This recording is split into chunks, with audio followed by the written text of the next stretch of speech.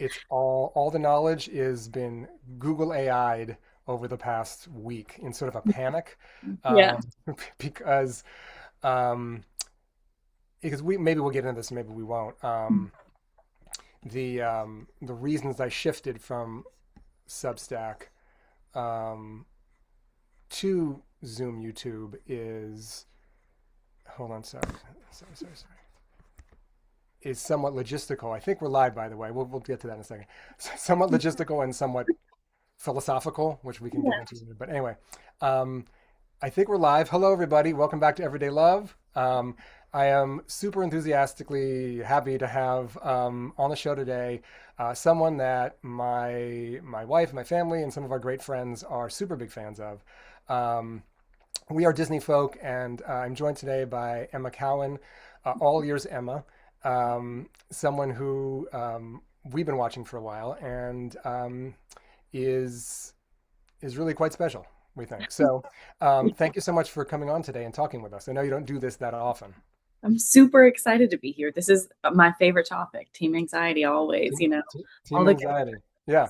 things. Yeah, so we'll get into that in a second. I wanted to just say how we came to know who you were, which was I think was a little funny and is the reason why I wanted to talk to you in the first place, which is we discovered you and all ears when we were watching, we were turned on by a friend of ours to something called the Everything series, where you and your compatriots were attempting to do everything in Disney World, which broke down to 1,000 tasks over 100 shows. And so we came in late. We came in like I would say in the episodes of like the 60s or 70s of 100. They were ongoing and they were new then, and we really enjoyed them. But it was a little strange because every episode began with this weird prologue that we didn't really understand. It always would start with, "Well, Emma moved to Tennessee, so now we're all running around doing this thing, blah blah blah." And we're like, "Okay, sure, whatever, Yeah. you know." And so we watched it, and then there would be this like disembodied blonde person in a TV screen giving instructions and like challenges. But what is going on? We really didn't know. So finally, we said, you know what? Let's just go back to the beginning. Let's watch the series from the beginning and see if we can understand this. And we go to episode 1, and oh, there you are. There's Emma, and Emma's front and center, and Emma is trying to do everything in Disney World. Um, and so, very much enjoying it. And then, I want to say about 50 episodes in, there's the episode, we watch an episode, it's like any other, and then it ends in this really unusual way. You sit us down, you're sitting somewhere in Magic Kingdom, I think, and we have a talk. And your talk is you basically tell us that you are moving from Florida to Tennessee for various personal reasons, and that the series was going to change and your involvement with it was going to shrink and not be there as much. And you got quite emotional when telling us. And that stood out to me in a way that was really interesting. And it stayed with me. And I was like, why? It's something that we didn't see and really don't see on the channel or in the Disney influencer sphere. It's very much geared towards this is fun and we want to help you have fun when you're here and all this. And so I'm very interested in why you chose to share that moment in that way and the fact that the team kept it in. You could have said, you know what, I'm going to do that again. I had to take a moment. I'm going to do it at home after I have a moment to decompress. But you kept the raw moment there. And that was really special and interesting. And you also on the series talked about uh, this thing called team anxiety. So I'm interested in knowing first about that transitional moment for you and what that was like, and then what is team anxiety?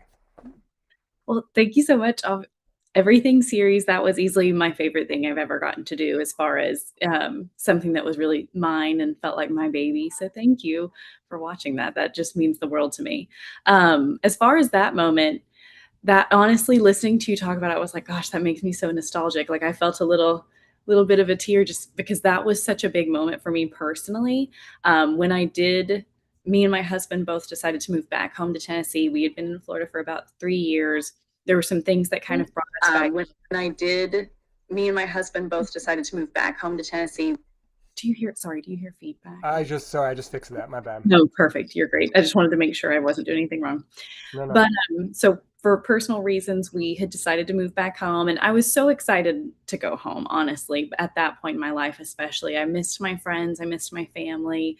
You know, as you get older, you just realize how many things are really important that you didn't really care about when you were younger, you know, going to all the basketball games, getting to be with your family on weekends, things like that. So I was excited for that, but I was already kind of I pre-mourn things before they happen, so I was kind of already mourning the life that we had gotten to live together in Florida. It was really just the two of us. We got married in Florida.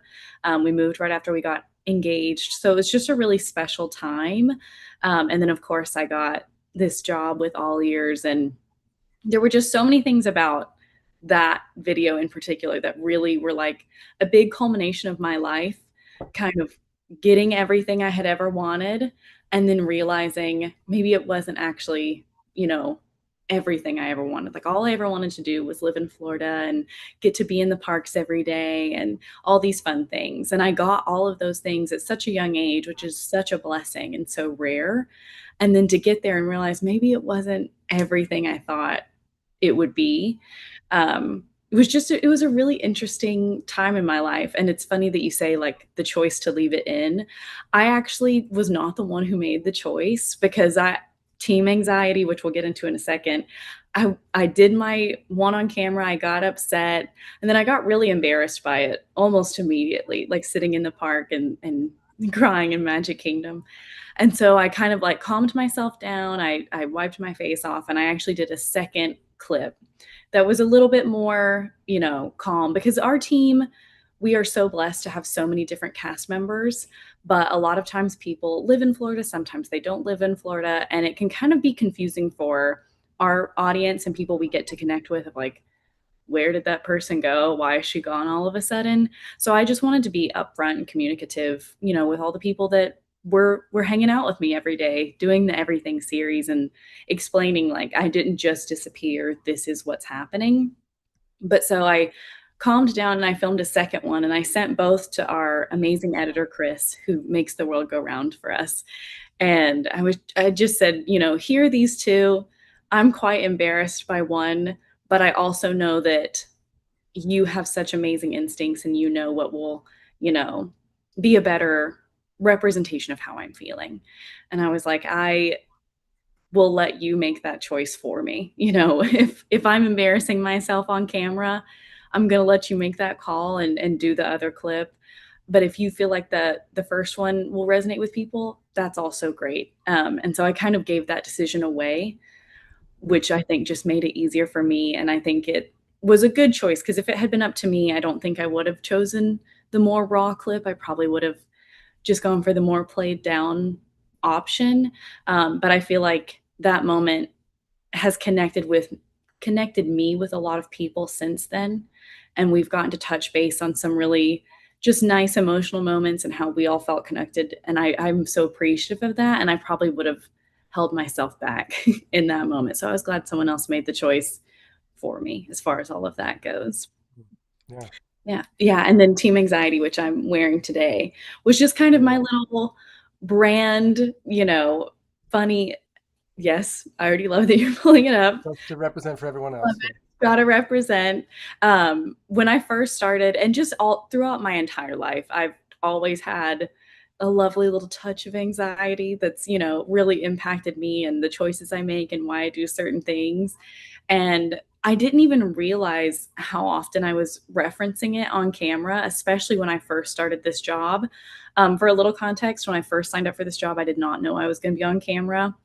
I knew the position had that possibility, but I was like, "Ah, I'm from Tennessee, they'll hear my accent, they won't want to use me." You know, I have an accent now. It was so thick when I first moved. I was like, "Oh, they won't even want me. I'll just do reporting and writing, and that's where I'll be happy and I'll love it." So doing on-camera work was a big surprise and very nerve-wracking, especially in the beginning. So I don't even think I realized how frequently I was talking about it until someone I met in the park was like, "I love that you share that." And in my mind, I was like, "Gosh, I don't even realize that I'm doing that." And so it just kind of developed into so many people and I connected over shared anxieties and finding ways to work through them and not holding ourselves back. And Team Anxiety just kind of became a silly little name that really blew up and a lot of people really resonated with. And so now that's we all say I'm like the captain and CEO Oh, of okay. Science.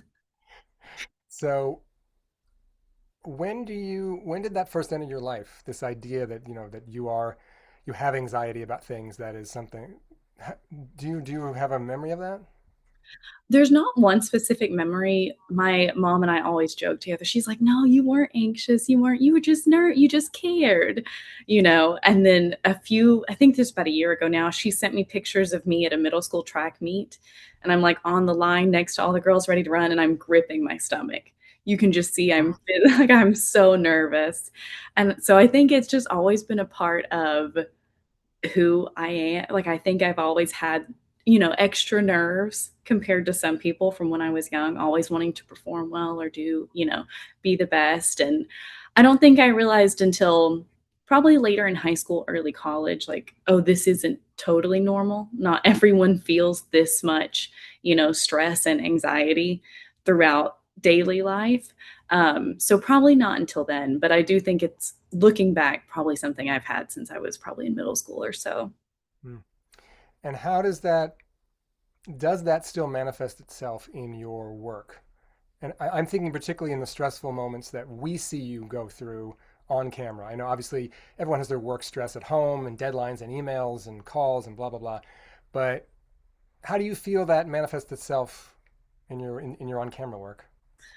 Gosh, that's a great question. I think it really surprises people how often it does manifest, Hmm. specifically with my on-camera work. I've been doing it now for, gosh, for over 4 years, which is feels like a dream. I can't believe it's been that long, but you would think by now I would kind of have it, "Oh, I'm so used to this, I know what I need to get done." But now, especially having moved home, I'm not on camera as frequently. There was a period of my life where it was all I did every single day, Monday through Friday, I was filming. And now I film every few weeks or so, sometimes at home, and then I typically travel most of the time once a month. I'll typically take a break during the summers, but I'm on camera at least once a month. But it's like something in between those roughly 3 weeks. I just forget what it feels like, and then all of a sudden I'm like, oh my gosh, people can perceive me. I'm making the choice to like film myself and put it out there. So I think it still really um, surprises me, but it still pops up a lot, especially when it comes to on camera work, and then any of the stressful we love a challenge. We love doing, really silly, funny things. And I love doing it with my friends. But if I was solo, I don't know that I could handle it as well. So anytime we do a big challenge, it's definitely something I have to mentally prepare for ahead of time Yeah, because I know it's going to get me and I know it's going to impact the day. But as long as I can, mentally prep before, it's not so bad. got it. Speaking of a big challenge, I think, an interesting example to talk about in terms of how this affects you in on camera work is the recent trip you guys did, the trip around the world. Um, and for those who have been following it, it was supposed to be a 9-day trip that encompassed Singapore and a hotel and a cruise in Paris and something like that. That was essentially, and there was a big event in Paris you were trying to time it to and all this. It didn't quite go according to plan. Um, and everything that you can sort of think happened. Canceled flights, lost luggage, your lost luggage. And so I was following it on social when it was actually happening. And then I've been sort of watching some of the videos that came out of it to sort of just get a sense of what that felt like, at least to watch it on this end. And um, I'm just, I'm wondering sort of how you and Quincy sort of manage something that is this Herculean in terms of the thing you're trying to do in the first place, let alone what ended up trickling out and happening. Um, and I guess I want to put this in the context of when we see you guys doing things, it looks fun. Even if you're going through stuff, it looks fun. You guys make it look like you're having a good time, even if you're in a stressful situation. Um, but thinking a little bit about what your obligations are professionally as you're doing this, I was watching the when you got to your hotel in Singapore. It's a very fancy hotel. Um, Having been on a flight for 30 plus hours, several flights, all this stuff, you then have your bag is lost. Most people would be very stressed about any of that in any situation, but you guys then have the job of filming everything as it's happening, documenting everything as it's happening, getting to your hotel, and instead of collapsing, be like, oh my God, we've been flying for 30 hours, let's go to bed, let's eat. You have to do a room tour, and you're doing this for all ears and DFB. There's like two camera. Are you insane? Like, I'm just, I, I'm just wondering, like, how do you manage how do you manage all that, sort of, and how did that all go for you? Because as the story's going on and as the social's happening, as you can see it start to wear at you guys a bit, which is not surprising. So how was that experience and how did you sort of manage the stresses and anxieties that naturally would come for anybody with that?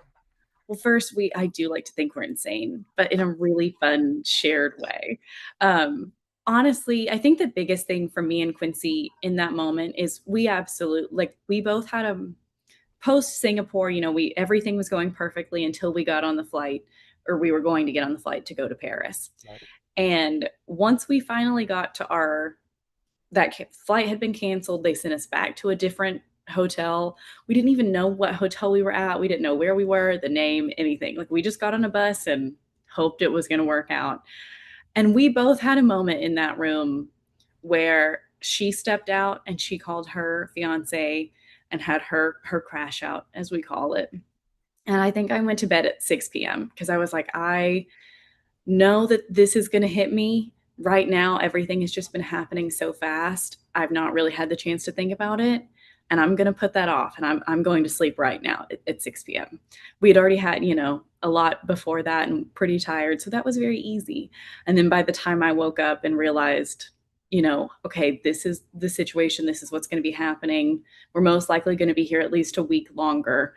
That's when I took my turn. I called my husband and just had my own personal crash out, and it probably lasted for me it was like 2 hours on the phone just, like, crying with him of, like, I just what the heck am I gonna do? We had no plans, but it was like as soon as we both kind of got through our separate phone calls, there was something so special about having each other and not having to be alone in that moment that we were like, we're here, we can do this. And work obligations wise, we have the most incredible team. And I think that made it a world of a difference. I mean, we had people saying, whatever you need, we will get it done. How can we help you? What will make you feel better? Just kind of talking through the situation with us. And even though they weren't physically with us, just having people in our ears being like, "You're doing great. Everything is fine. We can handle this for you," I think took away a lot of the stress that I think if I had been traveling on my own just for fun, would Mhm. have still been there.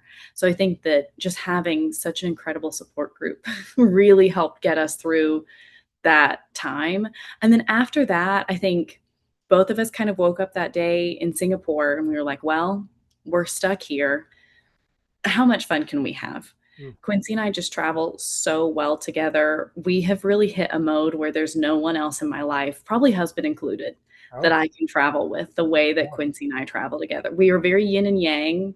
I'm a morning person. I can handle the morning. She's a night person. She handles the evening. We just balance with each other so well.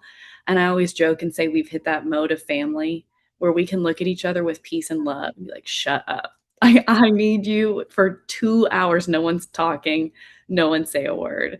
And I think that trip just really solidified all we already knew that, we already had that feeling, but that trip together just really solidified all of it.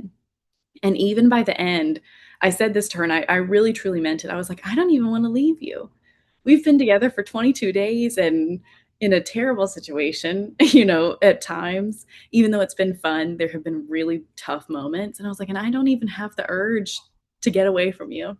And I was like, and I think that is what made that all so doable, to be honest. I think anyone else in the world, I don't know that I could have done it as easily with. And so I think that that was a huge, huge help as far as like calming nerves and staying, trying not to be anxious. Is just having that person with me was Wow. all I needed. Wow, that's wonderful. And just to be clear, it's just you guys. There's Mhm. no on the ground. There's no producers. There's no camera people. you are everything. You are the on-camera talent, the camera people, the producers. I mean, there's people you who are in touch with you to answer questions and to do things and to take the footage and do things with it and all this. But it's really just the two of you. It is. It's just us. We're the two in the rental car going across Yeah, the country. Like yeah, that's it. yeah, yeah. A little side thing I was just curious about. When you were stuck in the airport in Singapore, wondering what the heck was going to happen, Mhm. there was a shot on social media of you with an orange band, like an orange patch on your arm. It Mm. was some special services patch of some sort that Oh, was yeah. on your arm, and you were kind of looking. It was kind of like you were looking like bam, like you were whatever it was, you were owning it. And I was just curious what that thing is. Like the patch, what It was was like a that? patch. What was that patch? Basically, it was just everyone who got kicked off our flight, so Hmm. everyone on the flight. The only way they identified us for the rest of the Oh, staff to get us to a new hotel was they gave us an orange sticker with, like, our flight information. And they were like, "If you lose this, tough luck. Like, this is the only way you're getting on that bus. This is the only way you're getting into the hotel. hmm. Keep your orange sticker with you." So, we were very excited to have our orange stickers. Very proud to get on the bus with them. Fantastic. Um, uh, you've said and demonstrated this on the channel, and it's in your profile. I think even that. I think you said frequent crier at shows. And we've seen this on camera. You've been very open with that. You know, I when the Muppets courtyard sadly went away. Sorry, I don't mean to No, scratch the no. wound. I'm so sorry. I know we've all had our moments about that. I too, and my wife also were also quite sad about that. But why do you think you are a frequent crier? I've discovered this as I've aged. I did not think I was a frequent crier, very sensitive person, and then in the last, like, 4 or 5 years, I've had to just own it, like, yes, I definitely am, and I think I just feel things so deeply. I'm so impacted by music and live performance and storytelling in any way. I'm a true theater kid with no talent. I could never do it myself. I can't carry a tune or dance at all, but if I could, that's the dream. And I think it's just anytime I feel big emotions, it always manifests physically in that way, positive or negative or complex, anytime. And it used to be something I was really embarrassed by, and I still have my moments where I'm like, "Oh, I cannot believe I just cried over that." But as I've gotten older, I tell people I try to cry once a day. It Oh, feels like it's what's the word? It just cathartic. feels like relief. Like I am physically letting the weight off of me, and I used to just hate it so much, and I was so embarrassed. Now I'm like, no, I have to own it. I think it's so special to let people know how much they moved you. And if I can be the person that shows physically how much that meant to me or how much I loved that performance or that story, I'm happy to be that person. Nice, nice. We've seen you sing on the there was a karaoke moment somewhere and on a cruise ship or something. Yeah, it was Back to the actually in Muppets. Singapore. Speaking Yeah, of, I was gonna say it was the Singapore trip, actually. oh, it was when you're on the boat. Yeah, that second part. Yeah, yeah. I was. I admire that you shared that. You know, as someone who claims they can't carry a tune, I think you carried a tune, but whatever. What was it? My grandma used to say that she can't carry a tune in a bucket. Um, Exactly. so but I think you can. But anyway, Right. um, uh, I admire as someone who is trying to start a public profile, a channel, you know, a show, you know, right now, this kind of thing. I'm always having to think about what am I showing, what am I not showing, Mhm. and I've sort of always I'm leaning towards I'm just going to show and think about that, and I'm sort of looking at what other people do, and you know, for our purposes today, I admire the amount that you show, um, and I guess I wonder as part of team anxiety. Um, Part of your job is to interact with people who are fans of yours in person. I would imagine, person online, you know, et cetera, too.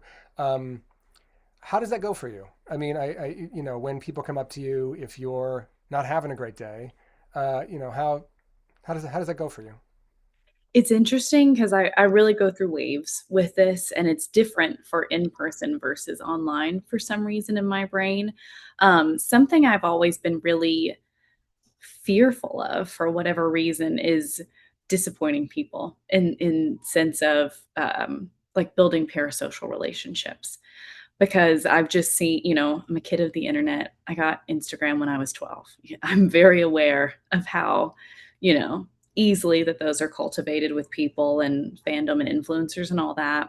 And it's always something that's really made me nervous because even though I try to be incredibly open and, straightforward and honest with how I'm feeling or whatever I'm experiencing, there's always going to be aspects of myself that for whatever reason just don't make it onto camera. It's just not the right situation or it's just not how, I don't know, it's just not going to make it. And so I always get nervous when it comes to talking with people online, especially because I'm like, gosh, what if I'm just not what they think? Or what if I'm not something that they want me to be in whatever way? And so that's something I've actually really struggled with. But for some reason, it's really just the online aspect. I'm not really great at being online. I'm on it a lot, but I'm not really super communicative. I'm not super active. And so it's like, gosh, I'm almost nervous to reply to people once because then what if they reply back and I don't see it for weeks and they take it the wrong way? So I'm more cautionary online for whatever reason. But in person, even on the worst days, there's something about meeting people in person that just it's like makes me elated. Oh, I think it is such a nice thing for someone to care enough to go out of their way on their vacation that they've paid for and is limited to go up to me and say, "I like what you do." They don't have to do that. I can still help them or Quincy or our whole team can do things that have helped that vacation, and they don't have to say thank you or that they liked it or that they wanna see X, Y, and Z, but they care enough to do that, and so have always been so incredibly lucky to have wonderful, wonderful in-person, um, hi and byes, meetings. mhm. And I think that has really been able to shape what great experiences I've had with that. So even though I get nervous, I'll have that moment once they walk away. I feel myself going like, "Gosh, I hope they liked me," or "Gosh, I hope I wasn't, different than what they thought." Mm.